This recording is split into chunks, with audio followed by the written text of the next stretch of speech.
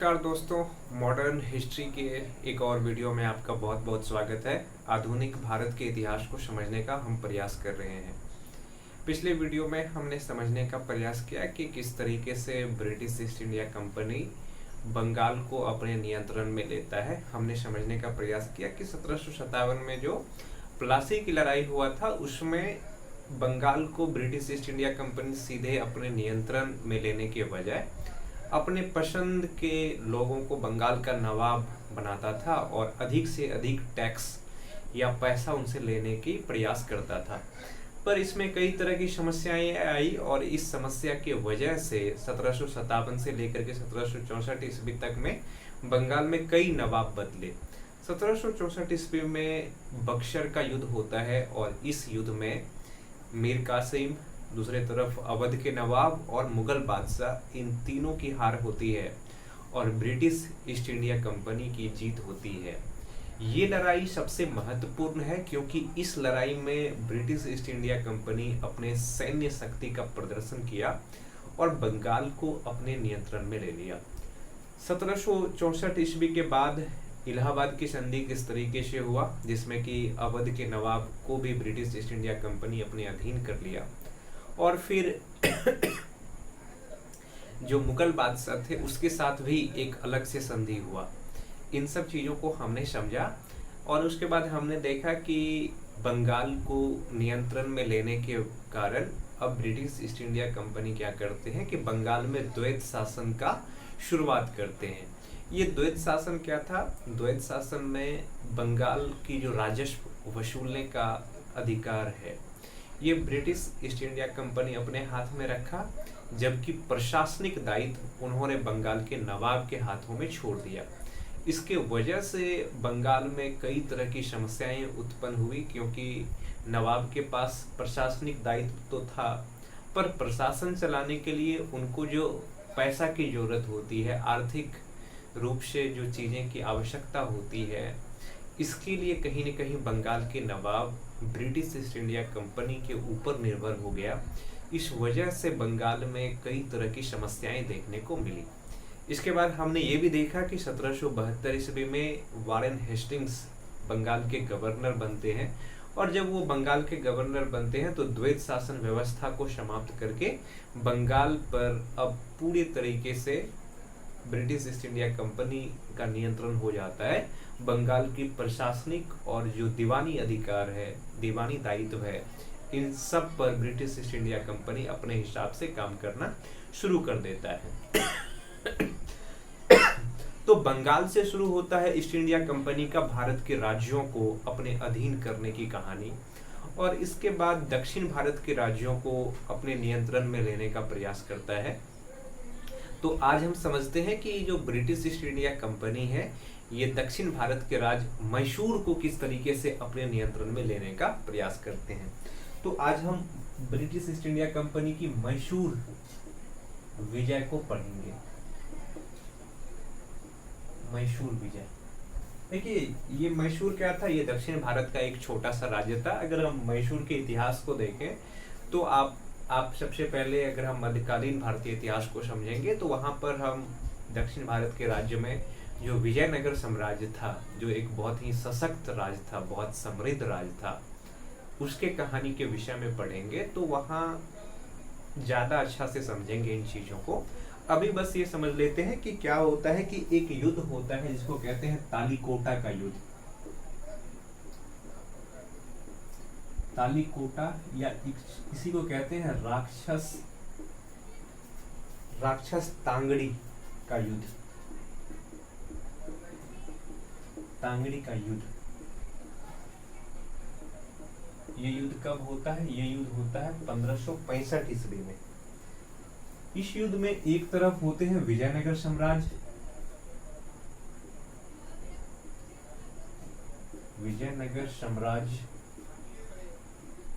एवं दक्कन के बीच,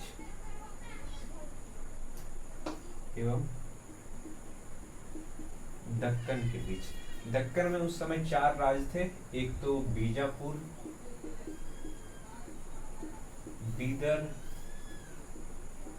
गोलकुंडा और एक थे कौन सा, एक था अहमदनगर।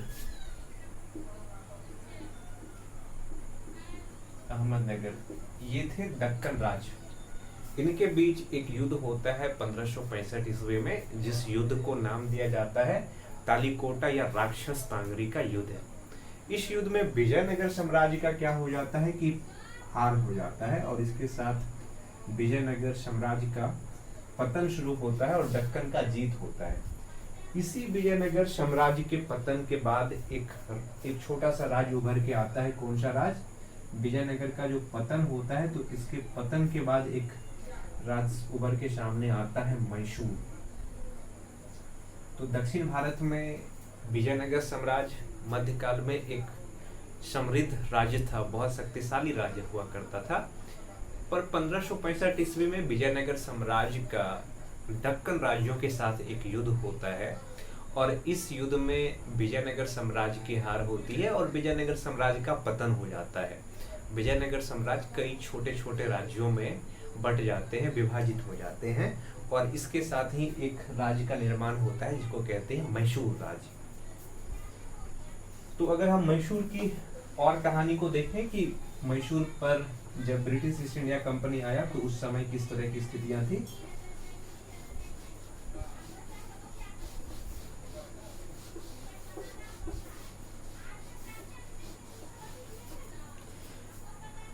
तो देखिए, जो मैसूर का अंतिम शासक था, मैसूर का अंतिम शासक, अंतिम वंश, या हम देखें इस पे जो अंतिम वंश ने रूल किया वो कौन सा वंश था? तो वो था वाडियार वंश। वाडियार वंश अंतिम शासक था। और 1761 ईस्वी में 1761 ईस्वी में मैसूर राज्य की शक्ति,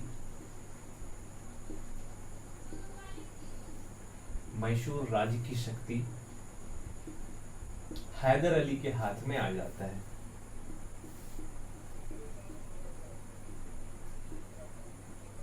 हैदर अली के हाथ में आ जाता है। हैदर अली को जानना इसलिए जरूरी है क्योंकि हैदर अली के साथ ही कर्नाटक युद्ध की शुरुआत होती है, मैसूर युद्ध की शुरुआत होती है। अंग्रेज और हैदर अली के बीच लड़ाई होता है मैसूर के लिए। ये जो हैदर अली थे, ये हैदर अली पहले इसी राज्य में सेना के मुख हुआ करते थे, यानी कि सेनापति हुआ करते थे। पर 1761 ईस्वी में हैदर अली के हाथों में मैसूर की सत्ता आ गया और मैसूर की वास्तविक शक्ति 1761 ईस्वी के बाद हैदर अली के हाथों में आ गया। अब हम समझने का प्रयास करते हैं कि जो मैसूर के साथ युद्ध हुआ वो कौन कौन युद्ध हुआ। मैसूर और ब्रिटिश ईस्ट इंडिया कंपनी के बीच युद्ध हुआ था, ईस्ट इंडिया कंपनी के बीच। देखिए, दक्षिण भारत में जो लड़ाइयाँ चल रहा था, दक्षिण भारत में लड़ाइयों का मुख्य कारण ये था कि दक्षिण भारत में फ्रांसीसी व्यापारी भी बहुत ज़्यादा सक्रिय थे और ईस्ट इंडिया कंपनी भी अपना दबदबा दक्षिण भारत में बनाए रखना चाहता था, क्योंकि दक्षिण भारत से कई ऐसे सामान खरीद करके यूरोप भेजा जाता था जिस पर बहुत ज़्यादा मुनाफा होता था। इसलिए दक्षिण भारत के व्यापार पर फ्रेंच ईस्ट इंडिया कंपनी और ब्रिटिश ईस्ट इंडिया कंपनी दोनों अपना नियंत्रण स्थापित करने का प्रयास करता है। और इसी प्रयास में हमने पहले भी देखा कि किस तरीके से कर्नाटक युद्ध होता है। जब कर्नाटक युद्ध हालांकि दक्षिण भारत के इंटरेस्ट को लेकर के कम था, पर यूरोप में जो घटना हो रहा था उस घटना की वजह से ज्यादा उसका महत्व होता है। पर दक्षिण भारत के जो बाकी राज्य है, इन राज्य के साथ जो युद्ध होता है, इसका कहीं न कहीं कारण ये है कि वहाँ पे ब्रिटिश ईस्ट इंडिया कंपनी और फ्रेंच ईस्ट इंडिया कंपनी दोनों अपने आप को व्यापारिक रूप से प्रतिस्थापित करने का प्रयास करता है, अपने व्यापारिक इंटरेस्ट को मजबूत करने का प्रयास करता है। तो सबसे पहले हम समझते हैं प्रथम आंग्ल मैसूर युद्ध। प्रथम आंग्ल मैसूर युद्ध, प्रथम आंग्ल मैसूर युद्ध। ये युद्ध जो चला था, ये युद्ध कब से कब तक चला था? 1768 से लेकर के 1769 ईस्वी के बीच चला था। 1768 से 1769 ईस्वी के बीच चला था। किसके किसके बीच? एक तरफ तो अंग्रेज था और दूसरे तरफ अंग्रेज एवं दूसरी तरफ कौन थे? तो हैदर अली। हैदर अली के बीच। अगर हम इस युद्ध के कारण को समझने का प्रयास करें कि आखिर मैसूर युद्ध की क्या क्या कारण रहा था, तो शुरू में ही मैंने आपको बताया कि दक्षिण भारत में फ्रांसीसी भी अपना आप को मजबूत करना चाहता था, क्योंकि दक्षिण भारत से बहुत ऐसे सामानों का निर्यात होता था यूरोप, जिस पर बहुत ज्यादा मुनाफा होता था। इसलिए दक्षिण भारत के व्यापार पर ब्रिटिश ईस्ट इंडिया कंपनी भी अपना एकाधिकार करने का प्रयास कर रहा था और फ्रांसीसी कंपनी भी अपने आप को एकाधिकार करने की कोशिश करता है। इसी कारण से दक्षिण भारत के राज्यों में युद्ध होता है। तो सबसे पहले हम समझते हैं कि जो प्रथम मैसूर युद्ध हुआ था, प्रथम आंग्ल मैसूर युद्ध, क्योंकि एक तरफ अंग्रेज दूसरी तरफ मैसूर, ये क्यों हुआ था, हम इस चीज को समझने का प्रयास करते हैं। सबसे पहले कि अंग्रेज कभी नहीं चाहेगा कि फ्रांसीसी दक्षिण भारत में मजबूत हो जाए, जबकि हैदर अली का फ्रांसीसी के साथ नजदीक बढ़ रहा था। हैदर अली का फ्रांसीसियों के साथ बढ़ता नजदीक, फ्रांसीसी के साथ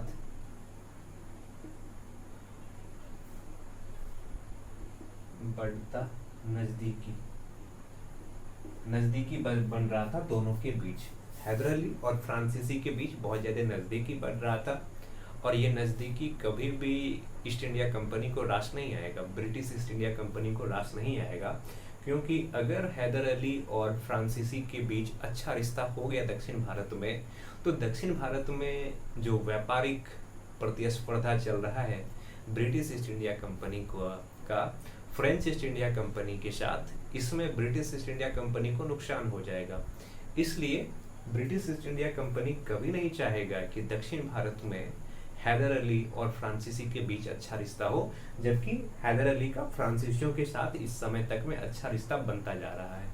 दूसरा जो कारण था वो क्या था? एक प्रांत मद्रास हुआ करता था। मद्रास क्षेत्र में हैदर अली का बढ़ता प्रभाव, हैदर अली का प्रभाव बढ़ रहा था। ये जो मद्रास राज था, मद्रास राज्य में कहीं ना कहीं ब्रिटिश ईस्ट इंडिया कंपनी अपने आप को ज्यादा मजबूत स्थिति में था। मद्रास राज्य से ब्रिटिश ईस्ट इंडिया कंपनी का रिश्ता अच्छा था। इसके वजह से ब्रिटिश ईस्ट इंडिया कंपनी को लग रहा था कि हैदर अली अगर मद्रास राज्य पर आक्रमण करते हैं, मद्रास राज्य पर हैदर अली का प्रभुत्व बढ़ता है, तो यहाँ भी फ्रांसीसियों का आगमन होगा और इससे ब्रिटिश ईस्ट इंडिया कंपनी के जो इंटरेस्ट है उसके इंटरेस्ट खतरे में पड़ जाएगा। इसके वजह से ब्रिटिश ईस्ट इंडिया कंपनी आशंकित थे, शंका की दृष्टि से वो घिरा हुआ था। दूसरा, एक मालाबार तट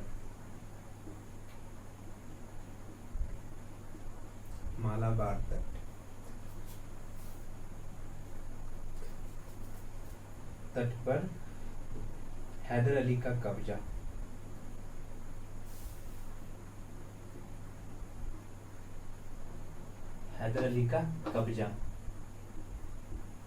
ये जो मालाबार तट है, मालाबार तट पर हैदर अली का कब्जा हो चुका है। मालाबार तट मसाले उत्पादन के लिए फेमस था और हैदर अली के कब्जा हो जाने के कारण ब्रिटिश ईस्ट इंडिया कंपनी अब मालाबार तट से मसाले नहीं खरीद सकते थे, क्योंकि हैदर अली का फ्रांसीसियों के साथ घनिष्ठ रिश्ता था। इसके कारण भी फ्रांसीसी ब्रिटिश ईस्ट इंडिया कंपनी और हैदर अली के बीच जो पहला आंग्ल मैसूर है वो युद्ध होता है। और इस वजह से, इन कारणों से क्या होता है कि 1768-69 में हैदर अली और अंग्रेज के बीच युद्ध होता है। हालांकि अंग्रेज सीधे युद्ध में नहीं आता है, अंग्रेज जो है वो किसके तरफ से युद्ध लड़ता है? तो कर्नाटक को उकसाता है और कर्नाटक और मैसूर के बीच युद्ध होता है। पर कर्नाटक को सपोर्ट कौन कर रहा था? तो ब्रिटिश ईस्ट इंडिया कंपनी कर रहा था।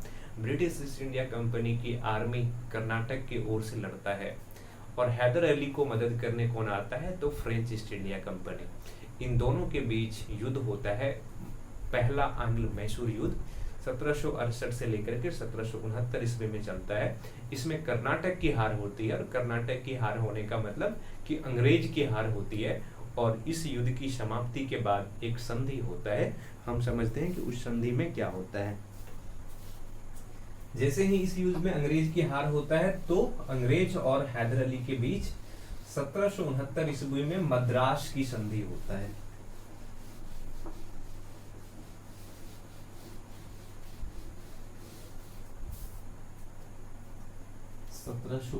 ईस्वी में मद्रास की संधि।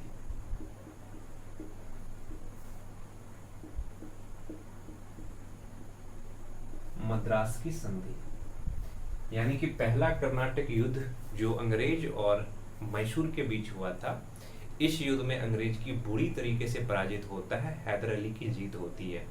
इसके कारण से एक संधि होता है ब्रिटिश ईस्ट इंडिया कंपनी या अंग्रेज के बीच और मैसूर के बीच। इस युद्ध के संधि के कुछ शर्त थे, उस शर्त को समझते हैं। संधि की शर्त को अगर देखें तो सबसे पहला शर्त तो यही था कि हैदर अली अंग्रेज हैदर अली को युद्ध हार जाना देंगे।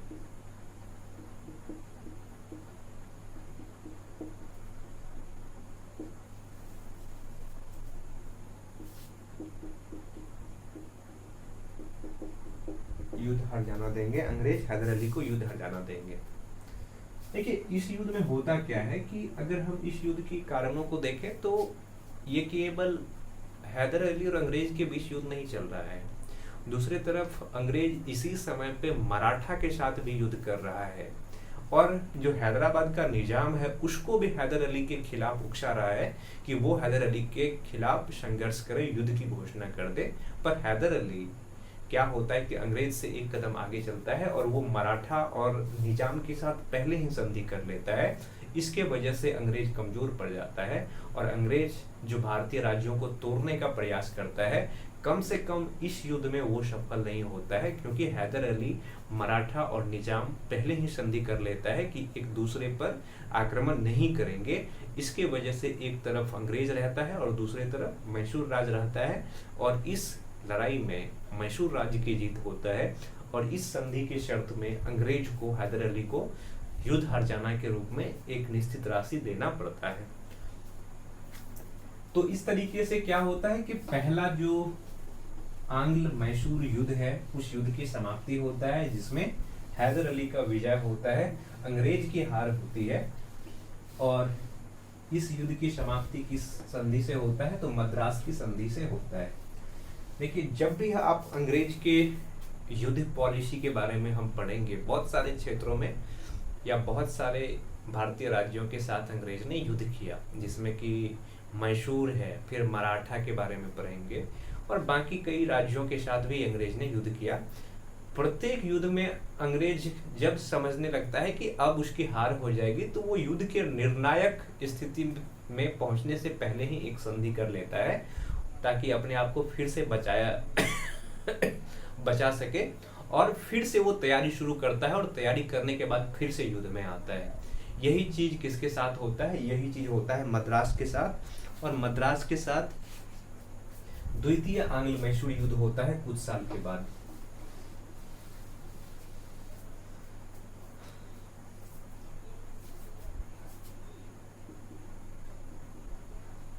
द्वितीय आंग्ल मैसूर युद्ध,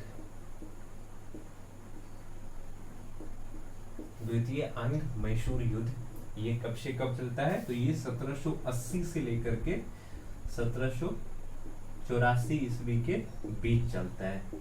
द्वितीय आंग्ल मैसूर युद्ध 1780 से लेकर के 1784 ईस्वी में। और इस समय जो बंगाल के गवर्नर होते हैं वो वारेन हेस्टिंग्स होते हैं। Warren Hastings. वॉरेन हेस्टिंग्स किसका नेतृत्व करते हैं? तो ब्रिटिश ईस्ट इंडिया कंपनी का। और मैसूर के शासक अभी भी कौन है? हैदर अली है। देखिए इस युद्ध के कारण को देखें कि कारण क्या था। दक्षिण भारत में एक राज्य या छोटे से क्षेत्र था जिसका नाम था माहे। इस माहे पर क्या करता है कि ये फ्रांसीसी क्षेत्र था। ये माहे किसका क्षेत्र था? फ्रांसीसी क्षेत्र था। पर इस फ्रांसीसी क्षेत्र को संरक्षण देने, और संरक्षण कौन दे रहा था? संरक्षण देने का काम कर रहा था मैसूर। यानी कि द्वितीय आंग्ल मैसूर युद्ध जो हुआ था वो एक दक्षिण भारत के क्षेत्र माहे को लेकर के हुआ था। माहे जो ये क्षेत्र था, ये छोटा सा ही क्षेत्र था जो फ्रांसीसियों के कंट्रोल में था, फ्रांसीसियों के नियंत्रण में था, पर इसके संरक्षण लेने की जिम्मेदारी किसके पास था? मैसूर के पास था, क्योंकि मैसूर और फ्रांसीसियों के बीच अच्छा रिश्ता था। होता क्या है कि इस पर ब्रिटिश कंपनी या अंग्रेज आक्रमण करता है और इसको अपने अधीन कर लेता है। अंग्रेज इस पर अधीन कर लेता है।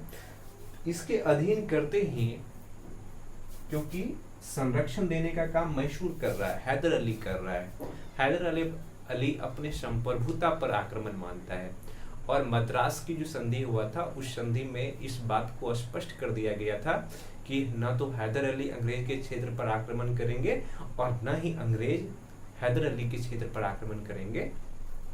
पर यहाँ पे अंग्रेज क्या करता है कि माहे को अपने नियंत्रण में ले लेता है, जबकि माहे शुरू में किसके कंट्रोल में था? तो फ्रांसीसियों के कंट्रोल में था, पर उसको संरक्षण देने की जिम्मेदारी हैदर अली के पास था, मैसूर के पास था। तो हैदर अली अंग्रेज के इस कदम को अपने संप्रभुता के विरुद्ध उठाए गए कदम मानता है। इसके वजह से वो ईस्ट इंडिया कंपनी के साथ युद्ध करता है।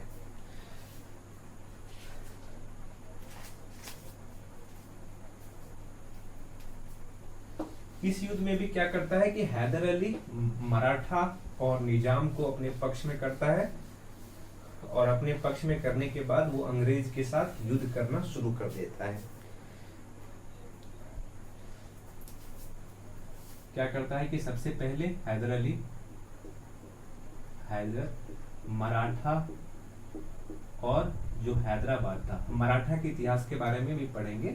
हम समझेंगे कि जो मराठा का क्षेत्र है, मराठा क्षेत्र पर किस तरीके से ईस्ट इंडिया कंपनी नियंत्रण स्थापित करता है, हम इस चीज को भी समझेंगे। पर अभी आप ये समझ लीजिए कि हमेशा अंग्रेज चाहता था कि मराठा अलग रहे, निजाम अलग रहे, यानी कि हैदराबाद के शासक अलग रहे और मैसूर अलग रहे।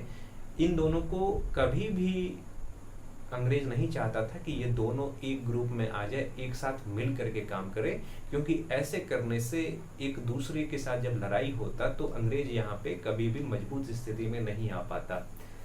आगे हम देखेंगे किस तरीके से बाद के वर्षों में क्या होता है कि मराठा को अलग थलग कर देता है, मैसूर को अलग कर देता है, हैदराबाद को अलग कर देता है, और इनके साथ अलग अलग युद्ध करके अंग्रेज इन क्षेत्रों पर अपना जीत हासिल करता है। हम इस चीज को आगे के वीडियो में समझेंगे। पर अभी समझ लीजिए कि जैसे ही ये युद्ध शुरू होने की संभावना शुरू हुई, हैदर अली ने क्या किया कि मराठा और हैदराबाद के निजाम के साथ संधि कर लेता है, और ये दोनों अब एक ग्रुप में आ जाते हैं। इसके बाद 1780 में क्या होता है कि माहे पर जो अंग्रेज ने आक्रमण किया है उसके जवाब में 1780 में अंग्रेज के क्षेत्र पर आक्रमण कर देता है। अंग्रेज के क्षेत्र पर आक्रमण कर देता है, और इस तरीके से द्वितीय आंग्ल मैसूर युद्ध की शुरुआत हो जाता है। पर दुर्भाग्य से क्या होता है कि 1782 ईस्वी में हैदर अली की मृत्यु हो जाता है। हैदर अली की मृत्यु हो जाता है 1782 ईस्वी में। पर हैदर अली के बाद उनके बेटे टीपू सुल्तान मैसूर की गद्दी पे बैठते हैं और मैसूर के संचालन करते हैं। टीपू सुल्तान भी एक बहादुर योद्धा थे। टीपू सुल्तान और अंग्रेज के बीच अब जो दूसरा मैसूर युद्ध है वो चल रहा है। ये युद्ध लंबा समय तक चला और 1784 ईस्वी में क्या होता है कि फिर से हैदर अली के बेटे टीपू सुल्तान और अंग्रेज के बीच एक संधि होता है इस युद्ध को समाप्त करने के लिए।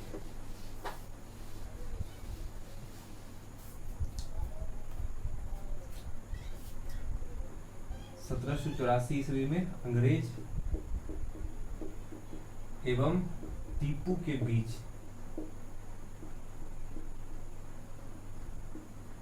के बीच एक संधि होता है जिसको नाम दे देते हैं मंगलोर की संधि। मंगलोर की संधि। और इस संधि के बाद क्या होता है कि युद्ध की समाप्ति हो जाता है। जो द्वितीय आंग्ल मैसूर युद्ध था उसकी समाप्ति हो जाती है। तो द्वितीय जो आंग्ल मैसूर युद्ध था इसकी शुरुआत 1780 में होता है, 1784 ईस्वी तक चलता है। इस युद्ध के पीछे के कारण क्या है कि दक्षिण भारत के एक छोटे से क्षेत्र था माहे, जो फ्रांसीसियों के नियंत्रण में था, पर इस क्षेत्र को संरक्षण देने का दायित्व मैसूर के पास था। पर अंग्रेज क्या करता है कि इस क्षेत्र पर आक्रमण करता है और इसको अपने नियंत्रण में ले लेता है। इस चीज को देखते हुए कि अंग्रेज आक्रमणकारी रुख अपना रहे हैं, हैदर अली ने सबसे पहले अपने सूझबूझ का परिचय दिया। उन्होंने निजाम के साथ और मराठा के साथ संधि कर लिया, क्योंकि निजाम और मराठा को अंग्रेज उकसा रहे थे कि आप दोनों संयुक्त आप दोनों भी हमारे साथ मिल जाइए और हम आक्रमण करते हैं किस पर मैसूर पर, और मैसूर को जीत करके आपस में इस राज्य को बांट लेंगे। पर हैदर अली पहले ही मैसूर और जो निजाम थे उसके साथ संधि कर लेता है। इसके वजह से अंग्रेज यहाँ पे अकेले पड़ जाता है और फिर 1780 में हैदर अली अंग्रेज के विरुद्ध युद्ध की घोषणा करता है। पर 1782 ईस्वी में हैदर अली की मृत्यु हो जाता है। उसके मृत्यु के पश्चात युद्ध का नेतृत्व और मैसूर का नेतृत्व भी मैसूर के गद्दी पर बैठते हैं टीपू सुल्तान, और वो 2 वर्षों तक युद्ध करता है। और फिर 1784 ईस्वी में अंग्रेज के साथ एक संधि होता है, मंगलोर की संधि। और मंगलोर के संधि के बाद जो द्वितीय आंग्ल मैसूर युद्ध था ये समाप्त हो जाता है।